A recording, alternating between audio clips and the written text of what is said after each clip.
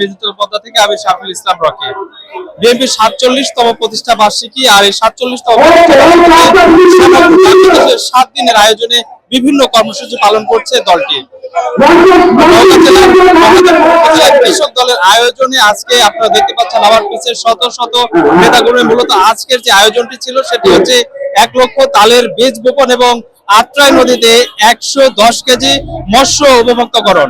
আজকে দেশের যদি সাধারণ মানুষের প্রাণের উন্নয়ন করতে হয়, আজকে যদি এদেশে কৃষকের উন্নয়ন করতে হয়, যদি আজকে কৃষিকে লাভজনক পেশায় পরিণত করতে হয়, যদি এদেশের সাধারণ শ্রমিকদের মূল্যায়ন করতে হয়, যদি এদেশের ভ্যানওয়ালা, ট্রাকওয়ালা, মোটর শ্রমিক বলেন, ছোট ছোট দোকানদার বলেন, নিম্ন মধ্যবিত্ত বলেন, প্রান্তিক কৃষক বলেন, তাদের মান উন্নয়ন যদি করতে হয় তবে শহীদ জিয়ার আদর্শে আমাদের ফেরত যেতে হবে। প্রিয় বন্ধুরা, শহীদ জিয়ার আদর্শ কি?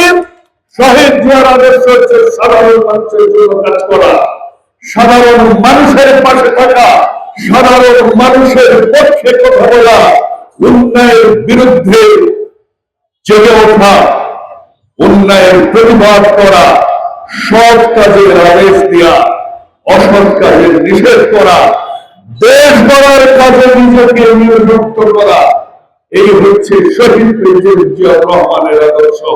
আমরা মনোনয়ন নেওয়ার জন্য রাজনীতি করি না, আমরা রাজনীতি করি মানুষের জন্য। তারেক রহমান বলেছেন আগামীতে তারাই মনোনয়ন পাবে যারা গত ১৭ বছর রাজপথে ছিলেন, মানুষের সাথে ছিলেন, মানুষের জন্য ছিলেন, তাদেরকে উনি মূল্যায়ন করবে।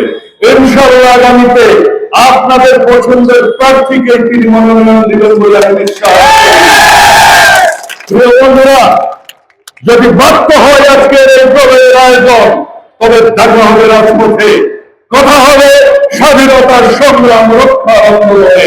সবাই ভালো থাকবেন। আল্লাহ হাফেজ। বাংলাদেশ জিন্দাবাদ, বিএনপি জিন্দাবাদ, বেগম খালেদা জিয়া জিন্দাবাদ, তারুণ্যের প্রতীক তারেক রহমান জিন্দাবাদ।